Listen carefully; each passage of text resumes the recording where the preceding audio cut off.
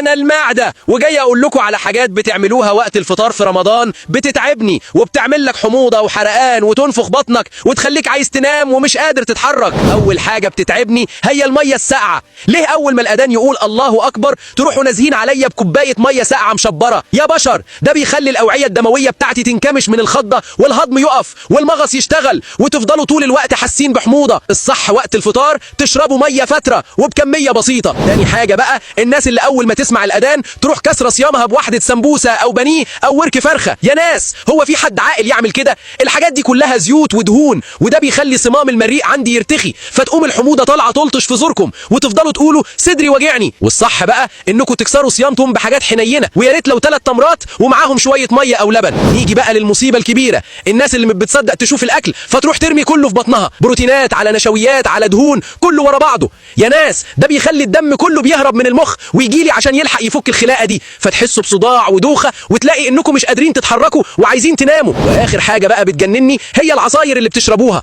اشي سوبيا اشي تمر هندي وعرقسوس، ويا ريت بتشربوا بعقل. لا، ده الواحد منكم بيمسك شفشق العصير ويرميه في بقه كانه بيرمي في بلاعه. يا ناس، المشروبات دي بتفوقك اول ساعه بس، وبعد كده سكرك بينزل الارض وتلاقي نفسك عندك صداع ودايخ وجعان جوع رهيب كانك ما اكلتش. فاشربوا منها كوبايه واحده وبلاش طمع. لو عجبتكم حكاية النهاردة ما تنسوش اللايك والاشتراك في عيلة فراولة. استنوني بكرة، سلام.